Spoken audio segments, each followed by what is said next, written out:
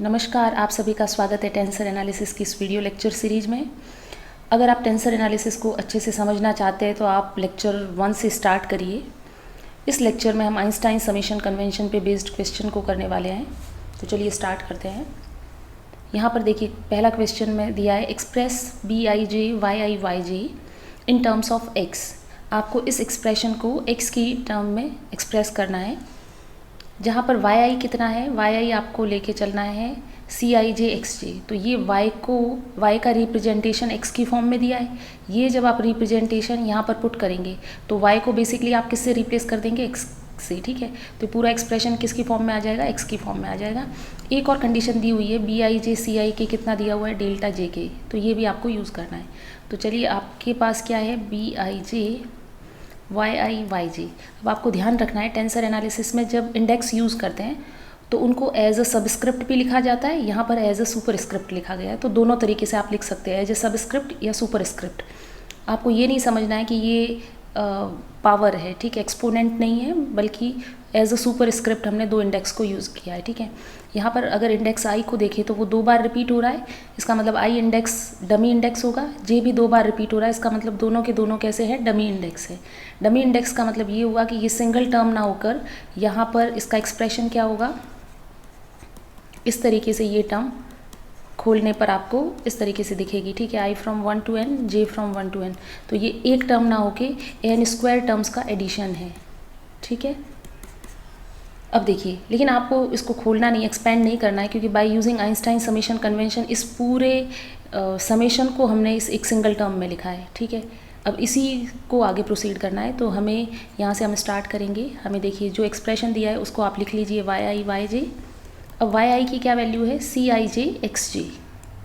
ठीक है, तो यहाँ पर yi की भी वैल्यू यूज़ करनी है, yj की भी वैल्यू यूज़ करनी है। ठीक है, अब अगर आप yi का एक्सप्रेशन देखिए तो यहाँ पर क्या लिया गया है, Cij xj।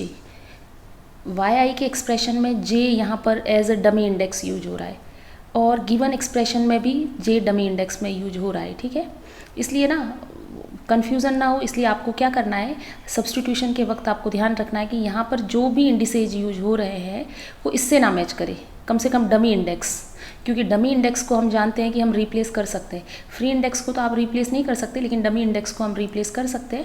इसलिए आप क्या करेंगे, ये नोटेशन yi कितना देंगे, Ci, यहाँ पर मैं j को रिप्लेस कर देती हूँ l से। ठीक है, क्योंकि l आप देख सकते हैं कहीं भी यूज़ नहीं हुआ है। ठीक है, CIL XL, तो ये हो जाएगा। अब ऐसा मैं इसलिए कर रही हूँ क्योंकि मान लेते कि अगर आप वैल्यू चेंज ना करते, अगर आप सेम रखते इंडिसेज, तो yi की वैल्यू तो आप यहाँ पुट कर देते। yj को जब आप पुट करना होता तो आप i की जगह j रखते। तो यहाँ पर देखिए j, तो j 3 बार आ जाता। कोई भी इंडेक्स 2 बार से ज़्यादा रिपीट नहीं हो सकता, अदरवाइज़ वो एब्सर्ड हो जाएगा। ठीक है, एक्सप्रेशन, इसका मतलब वो हम ठीक से नहीं कर रहे। इसका मतलब आपको क्या करना है, जब भी आप सब्स्टिट्यूशन की प्रॉब्लम सॉल्व करेंगे तो सेम इंडेक्स नहीं होने चाहिए। ठीक है, अगर सेम इंडेक्स वो शेयर कर रहे हैं एक्सप्रेशन तो आपको चेंज करना है। मैंने यहाँ पर j सेम थे तो मैंने l से चेंज कर दिया, अब कोई प्रॉब्लम नहीं है। अब चलिए हम रखते Bij, yi की क्या वैल्यू है, CIL XL, और yj की, तो i को बेसिकली j से रिप्लेस करना है, तो CJL XL, ये आ गया। अब यहाँ पर देखिए आप, Bij CIL, यहाँ पर दिया हुआ है Bij Ci अगर है तो डेल्टा j के। अब हमारे पास क्या है, Bij CIL। ठीक है, तो हमारे पास आ जाएगा j और l की फॉर्म में आ जाएगा। ये डिराक डेल्टा फंक्शन है, तो डेल्टा यहाँ पर k था तो k की जगह बस हमारे पास l है, तो उससे फ़र्क नहीं पड़ता, j और l आ जाएगा। ठीक है, आगे का एक्सप्रेशन एज इट इज़ लिख देते, XL CJL XL। ठीक है, अब देखिए, डिराक डेल्टा फंक्शन का क्या मतलब है, जब j और l इक्वल होंगे तब इसकी वैल्यू 1 होगी, अदरवाइज इसकी वैल्यू 0 होगी। तो जब j l के इक्वल नहीं होगा तब तो ये इस पूरी टर्म को क्या कर देगा, 0, लेकिन जब j l के इक्वल होगा तब ये इसकी वैल्यू 1 रहेगी। तो चलिए हम l को j से रिप्लेस कर देते हैं इसमें। ठीक है, when j is equal to l, तो हमारे पास ये क्या हो जाएगा, XL when j equal to l। तो जहाँ जहाँ j है वहाँ आप l रख लीजिए, या फिर l को j से रिप्लेस कर दीजिए, ये आप पर डिपेंड करता है। ठीक है, मैंने यहाँ पर XL लिख दिया तो मैं j को l से रिप्लेस कर देती हूँ, तो CLL और XL, तो ये कितना आ गया, CLL XL स्क्वायर। तो ये आपके पास फाइनल इसका आंसर आया, ठीक है। इसको अगर आप आई की फॉर्म में लिखना चाहते हैं, क्योंकि ज़्यादातर आई और जे हम इंडेक्स यूज़ करते हैं, तो आप इसको ऐसे लिख सकते हैं एक्स आई स्क्वायर को हम इस तरीके से भी लिख सकते हैं। यहाँ पर देखिए ये स्क्वायर है, ठीक है। तो आप जब अब इससे कन्फ्यूज़न ना हो कि ये सुपर स्क्रिप्ट है या फिर एक्सपोनेंट है, तो कई जगह इस तरीके से लिख दिया जाता है, ब्रैकेट के बाद इसको यूज़ करेंगे, या फिर आप इसको रिपीटेड फॉर्म में लिख दीजिए इस तरीके से, तो ये आपका आंसर होगा। नेक्स्ट आपको इसको इवेल्यूएट करना है, डेल्टा आई जे एक्स आई, ठीक है। तो यहाँ पर देखिए डेल्टा आई जे जो है इसको डिराक डेल्टा फंक्शन कहते हैं, और इसको डिफाइन कैसे किया जाता है, ये वैल्यू 1 देगा जब इंडिसेज दोनों सेम हो, और जब ये इंडेक्स डिफरेंट है आई और जे, तो इसकी वैल्यू कितनी आएगी, 0। अब देखिए, अब हम अपने एक्सप्रेशन को देखते हैं, डेल्टा आई जे एक्स आई। इस एक्सप्रेशन को देखें तो यहाँ पर 2 इंडेक्स यूज हो रहे हैं, आई और जे। इस पूरे एक्सप्रेशन में आई जो है वो कैसा है, फ्री इंडेक्स है, तो आई का नेचर कैसा है, फ्री। एंड जे जो है वो रिपीट हो रहा है, सॉरी आई जे एक बार आया है इस पूरे एक्सप्रेशन में, तो जे फ्री इंडेक्स रहेगा, आई रिपीट हो रहा है, तो आई जो है वो हमारे पास क्या है, डमी इंडेक्स है। आई डमी इंडेक्स है, इसका मतलब यहाँ पर एक सिंगल टर्म ना होके यहाँ पर ये समेशन होगा, करेक्ट, यहाँ तक। अब यहाँ पर क्या होगा, आई की जगह आप 1 रखेंगे, 2 रखेंगे, 3 रखेंगे, इस तरीके से जब आप 1 रखेंगे तो जे और 1 अगर सेम नहीं है तो वैल्यू 0 हो जाएगी। तो जब आप आई की जगह जे रखेंगे तब ये क्या एक्सप्रेशन कन्वर्ट होगा, इस फॉर्म में। बाकी आई की जगह 1 से लेकर n तक की कोई भी वैल्यू रख लीजिए जे के अलावा, उसमें तो ये इस पूरे टर्म को क्या कर देगा, 0। तो 0 0 0 ऐड ही करना है, तो एक टर्म सिर्फ नॉन ज़ीरो रहेगी, उसी को मैं लिख रही हूँ। डेल्टा जे की वैल्यू कितनी रहेगी, 1, क्योंकि इंडेक्स सेम है, तो इसका फाइनल आंसर कितना आ गया, एक्स जी। इस तरीके से आप सॉल्व करते हैं, ठीक है इसको। नेक्स्ट यहाँ पर n फॉर n आर्बिट्ररी, इसका मतलब ये है कि जो इंडेक्स है वो 1 से लेकर n तक चलेंगे, ठीक है। इवेल्यूएट करना है आपको इन वैल्यूज़ को, ये कुछ डिराक डेल्टा फंक्शन की फॉर्म में दिए हुए हैं, तो चलिए अपन स्टार्ट करते हैं। पहला है डेल आई आई, ठीक है। अब यहाँ पर इस एक्सप्रेशन में देखिए सभी जगह आप आइंस्टाइन समेशन कन्वेंशन के जो हमने रूल्स पढ़े थे वो सब जगह फॉलो होंगे, ठीक है। अब पहले हम इंडेक्स का नेचर फाइंड आउट करेंगे। जैसा कि देख पा रहे हैं कि आई जो है वो रिपीटेड इंडेक्स है, इसका मतलब आई डमी इंडेक्स है, इसका मतलब ये सिंगल टर्म ना होकर यहाँ पर क्या होगा, समेशन होगा, आई फ्रॉम 1 to n, ठीक है। तो जब 1 रखेंगे तो ये डेल्टा 1 1, डेल्टा 2 2, इस तरीके से प्लस डेल्टा एन एन, और डेल्टा 1 1 की वैल्यू 1, इंडेक्स सेम है। अब इसको कुछ बुक्स में इस तरीके से भी लिखा जाता है, एक सब स्क्रिप्ट एक सुपर स्क्रिप्ट में, और यहाँ पर आप सिंपली इसको इस तरीके से लिखा गया है, दोनों ही सब स्क्रिप्ट में दे दिए गए इंडिसेज, ठीक है। तो उससे फ़र्क नहीं पड़ता, जो डिराक डेल्टा फंक्शन की डेफिनेशन है वो तो सेम है, 1 1 कितनी बार रिपीट हो रहा है, n बार, तो इसकी वैल्यू कितनी आएगी, n। अब आप कंफ्यूज कर सकते हैं, अच्छा कि ये इंडेक्स सेम है इसका मतलब इसकी वैल्यू 1 आनी चाहिए, तो कई बार आप क्या कर सकते हैं, इसकी जगह आप 1 रख सकते हैं, ये कन्फ्यूज़न हो सकता है। बट 1 तो तब आएगा अगर ये सिंगल टर्म होती, ये सिंगल टर्म नहीं है, यहाँ पर आई डमी इंडेक्स है, और समेशन कन्वेंशन से हम इसको किस फॉर्म में लिखेंगे, एक्सपेंड करोगे तो यहाँ पर n टर्म्स मिलेगी, इसका मतलब 1 1 1 n टाइम्स, ठीक है। तो आपका आंसर रहेगा n। नाउ सेकेंड पार्ट में क्या दिया है, delta I J into delta I J, ठीक है, डेल्टा आई जे। यहाँ पर भी आप देख सकते हैं कि आई जो है वो रिपीटेड इंडेक्स है और जे भी रिपीटेड है, इसका मतलब ये दोनों कैसे हैं, डमी इंडिसेज है, तो आप यहाँ पर सम दोनों इंडिसेज पे वेरी होगा, ठीक है। अब पहले आई को वेरी करेंगे और जे को हम फिक्स रखेंगे, तो आई 1 से लेकर n तक हम रखेंगे, फिर जे को भी करेंगे, ठीक है। लेकिन ये वैल्यूज़ 1 कब देगा, जब आई जे के इक्वल हो, तो हम लिख सकते हैं कि इस केस में वैल्यू सिर्फ 1 तभी आएगी जब ये सेम रहेंगे इंडेक्स। तो फाइनल हमारे पास इस तरह की जो डायगनल टर्म्स रहेंगी उस केस में ये वैल्यू 1 देगा, ऑफ डायगनल में ये क्या देगा, 0। तो यहाँ पर भी हम कितना लिख सकते हैं, इसका आंसर भी n रहेगा, ठीक है। बाकी उसके अलावा आई और जे इक्वल नहीं होंगे इंडेक्स में, वो सारी टर्म्स को कितना कर देगा, 0 कर देगा, क्योंकि ये डबल सम है, तो इसको जब आप खोलकर लिखोगे तो n² टर्म्स आएंगी, लेकिन n² में से सिर्फ n टर्म्स ही नॉन ज़ीरो रहेंगी, बाकी सारी की सारी टर्म्स क्या हो जाएंगी, 0 हो जाएंगी, इसलिए हमारे पास आंसर कितना आ रहा है, n निकल के आ रहा है। थर्ड पार्ट को देखिए, डेल्टा आई जे, डेल्टा के जे और सी आई की, ठीक है, delta I J, delta J के एंड सी आई के। अब यहाँ पर 3 इंडेक्स यूज किए हैं, आई जे के। आई को अगर हम देखें तो आई 2 बार रिपीट हुआ है, दैट मीन्स डमी इंडेक्स। जे भी 2 बार हुआ है, के भी 2 बार हुआ है, इसका मतलब ये ट्रिपल सम का एग्जाम्पल है। ठीक है, ये इस तरीके से मैं खोलकर इसलिए लिख रही हूँ ताकि हमें समझ में आ सके कि ये एक टर्म ना हो के कितनी टर्म्स का कॉम्बिनेशन है, n क्यूब टर्म्स का एडिशन है ये। ठीक है, I from 1 to n, J from 1 to n and K from 1 to n। लेकिन डिराक डेल्टा फंक्शन के होने की वजह से ये क्या करेगा, जब जे और के सेम होंगे ये इंडेक्स और आई और जे सेम होंगे, तब ये वैल्यू क्या देगा, 1 देगा, अदरवाइज 0 देगा। ठीक है, तो हम डायरेक्ट इससे प्रोसीड करेंगे।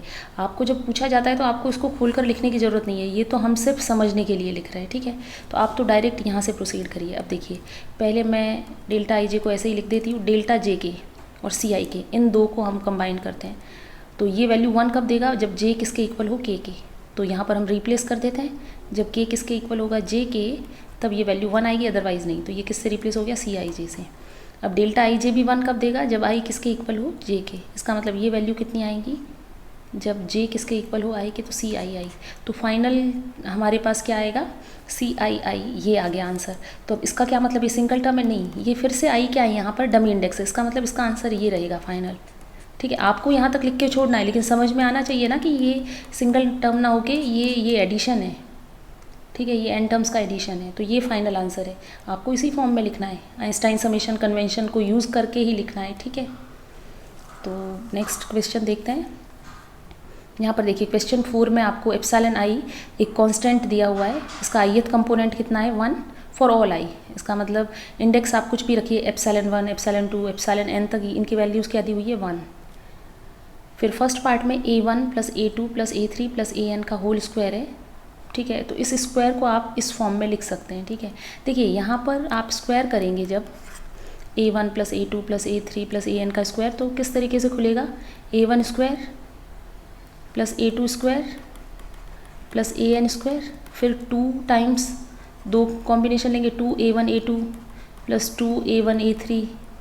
ठीक है, इस तरीके से 2a1 an, फिर अलग अलग कॉम्बिनेशन 2a2 a1, इस तरीके से आप सारे जितने भी पॉसिबल कॉम्बिनेशन है 2an स्क्वायर, हाँ an टाइम्स an। ठीक है, ये सारे जितने पॉसिबल कॉम्बिनेशन है वो सब आएंगी। ठीक है, an तो नहीं आएगा, an माइनस 1 an। ठीक है, जैसे आप a प्लस बी का होल स्क्वायर खोलते हो तो a square plus B square plus 2ab, तो उस तरीके से यहाँ पर ज़्यादा टर्म्स है, n टर्म्स है, तो इनका जब खोलेंगे तो आप इस तरीके से आएगा। अब इनको मैं आइंस्टाइन समेशन कन्वेंशन यूज़ करके कैसे लिखें इनको। ठीक है, तो यहाँ पर ये दिया हुआ है, ये क्यों काम करेगा, क्योंकि मैं आपको बताती हूँ। देखिए यहाँ पर क्या है, a1 स्क्वायर a2 स्क्वायर। ठीक है, इनको और मैं खोल कर लिखूँ तो इसको आप लिख सकते हैं a1 dot a1, a2 dot a2, इस तरीके से an dot an plus 2a1 a2, तो इसको आप लिख सकते हैं a1 dot a2 plus a2 dot a1, right. a1 a2 को क्या लिख, ये a1 a2 plus a1 a2, multiplication तो कम्यूटेटिव है, तो a1 a2 और a2 a1 मैंने लिख दिया, इसको लिख सकते हैं। वैसे a1 a3 को हम कैसे लिखेंगे, 2 टाइम्स a1 a3 है, तो a1 a3 plus a1 a3 और a1 a3 को a3 a1।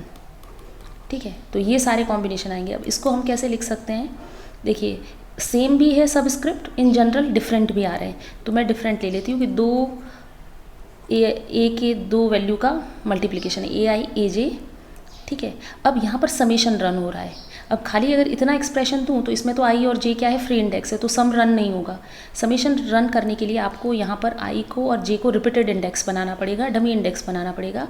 उसके लिए हम क्या करते हैं, इस जो ये कांस्टेंट दिया हुआ है इसकी वैल्यू 1 है, तो अगर मैं 1 से मल्टीप्लाई करूँ तो कोई फ़र्क नहीं पड़ेगा। मैं यहाँ क्या करूँगी, epsilon i times epsilon J.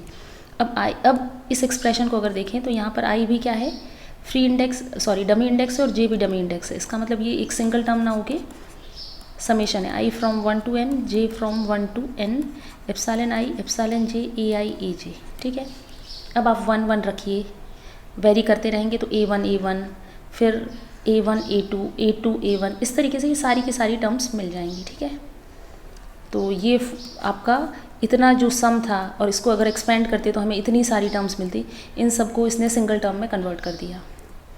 Next आपको क्या देखना है, ए आई 1 प्लस एक्स आई, इसको हम किस फॉर्म में लिख सकते हैं, ए आई। अब देखिए इसको तो डायरेक्ट हम कर सकते हैं, जैसे ए आई 1 के पास हम 1 को हम रिप्लेस कर सकते हैं एप्सिलॉन आई से, फिर अंदर क्योंकि ब्रैकेट में इंडेक्स सेम है तो हमने देखा था पिछले वीडियो में कि अगर यहाँ पर सेम है तो हम डिस्ट्रीब्यूटिव लॉ को लगा सकते हैं। तो डिस्ट्रीब्यूटिव लॉ लगा के इसको बेसिकली ऐसे लिख दिया गया है, ठीक है। अगर ब्रैकेट के अंदर इंडेक्स अलग अलग हैं तो फिर आप डिस्ट्रीब्यूटिव लॉ जो है उसको नहीं लगा सकते, वो होल्ड नहीं होगा। हमने देखा था एक एग्जाम्पल, काउंटर एग्जाम्पल, ठीक है। तो पिछली वीडियो को आप जाके देख सकते हैं, तो आपके सारे कंसेप्ट जो हैं वो क्लियर होंगे। तो ये ईजी है सेकेंड पार्ट। थर्ड में देखिए ए आई जे एक्स आई प्लस एक्स जी। तो यहाँ पर इसको किस फॉर्म में लिखा गया है, क्योंकि अंदर इंडेक्स सेम नहीं है तो मैं डायरेक्ट डिस्ट्रीब्यूटिव प्रॉपर्टी यूज़ नहीं कर सकती, ठीक है। तो इसको हमको एक्सपेंड करके ही लिखना पड़ेगा। तो चलिए पार्ट 3 को हम लिखते हैं, ए आई जे एक्स आई प्लस एक्स जी, ठीक है, ये लिखा गया है। तो इसको लिखने के लिए आप क्या करेंगे, पहले ब्रैकेट को खोल दीजिए, आपके पास 2 टर्म्स आएंगी, ठीक है। अब यहाँ पर आपको नेचर देखने के लिए, ठीक है, कैसे देखते हैं जब इस तरीके से हो एक्सप्रेशन। तो पहले यहाँ पर देखिए आई जो है वो 2 बार रिपीट हो रहा है और जे 1 बार रिपीट हो रहा है, और यहाँ पर आई 1 बार रिपीट हो रहा है, जे 2 बार रिपीट हो रहा है इस टर्म में। फिर आपको क्या करना होता है, लार्जेस्ट इंडेक्स को चूज़ करते हैं और फाइनल जो काउंट होता है वो लार्जेस्ट इंडेक्स जो होगा वो आपको बताता है। तो दोनों का काउंट कितना है, 2। इसका मतलब आई और जे जो है वो कैसे है, डमी इंडिसेज, ठीक है। इस तरह के एग्जाम्पल हमने पहले भी किए, इसलिए मैं थोड़ा फटाफट बता रही हूँ आपको, क्योंकि ये हमने काफ़ी 2-3 एग्जाम्पल किए इस पे बेस्ड, ठीक है, कि ब्रैकेट में जब होगा एक्सप्रेशन तो उसको कैसे सॉल्व करेंगे, उसमें इंडिसेज का नेचर कैसे फाइंड आउट किया जाता है। तो ये रूल है, ठीक है। तो यहाँ पर इसका मतलब ये हुआ कि आई और जे जो है वो दोनों ही डमी इंडेक्स है। इसका मतलब समेशन जो होगा वो रन होगा over the value of I and over the value of J, ठीक है, X I plus X G. अब आप 1 बाय 1 इसको वैल्यूज़ रख के आप इसको एक्सपेंड कर सकते हैं। तो ये कितना आएगा, A11 x1 प्लस x1, जब 1 1 रखेंगे, जब i की वैल्यू 1 ही फिक्स कर देते हैं, j को वेरी करते हैं, तो x1 प्लस x2, इस तरीके से A1n x1 प्लस xn। फिर आगे हम i को 2 फिक्स कर देते हैं, j को वेरी करते हैं, तो यहाँ पर आपके पास इस तरह की टर्म्स आ जाएंगी और आपके पास n² टर्म्स आएंगी, ठीक है, A2n x2 प्लस xn। फिर फाइनल हम nth वाली टर्म लिखेंगे, तो जब i को n से रिप्लेस करेंगे तो xn प्लस x1, j को फिर से हम 1 से n तक रिप्लेस करेंगे, ann xn प्लस xn। इस तरह की टर्म्स आएंगी, ठीक है। अब आप देखिए कि यहाँ पर क्या लिखा गया है। तो ये लेफ्ट हैंड साइड हमने एक्सपेंड कर दी, राइट हैंड साइड में 2aij एप्सिलॉन i aj, तो इसको हम लिखते हैं। और यहाँ पर aij को हमको इक्वल लेना है aj के, मतलब सिमेट्रिक दिया हुआ है आप। तो चलिए राइट हैंड साइड को हम सॉल्व करते हैं। तो यहाँ पर देखिए लिखा है 2aij एप्सिलॉन i xj, और कंडीशन दी है aij किसके इक्वल है, aj के, मतलब ये सिमेट्रिक है। अब यहाँ पर i और j 2 इंडेक्स यूज हो रहे हैं, दोनों ही रिपीटेड है, i भी रिपीट कर रहा है, j भी रिपीट कर रहा है। इसका मतलब यहाँ पर समेशन होगा over the values of i and over the values of j। तो हम इसको एक्सपेंड करके हमने समेशन की फॉर्म में लिख दिया इसको। अब हम इसको एक्सपेंड कर देते हैं। पहले हम i 1 रखते हैं और j को वेरी करते हैं, तो 2a1 एप्सिलॉन 1 तो वैल्यू 1 है x1, प्लस 2a1 2 एप्सिलॉन 2 की भी वैल्यू 1 है तो इसको लिखने की ज़रूरत नहीं है, प्लस 2a1n xn।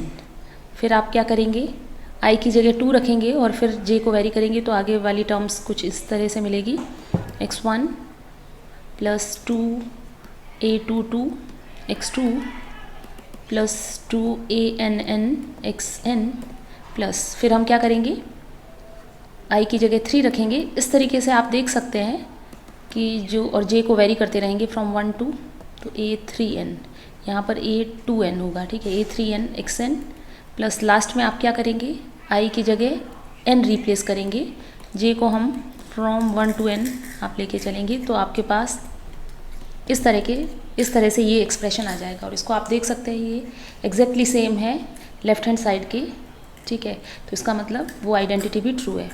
तो आज की इस वीडियो में इतना ही।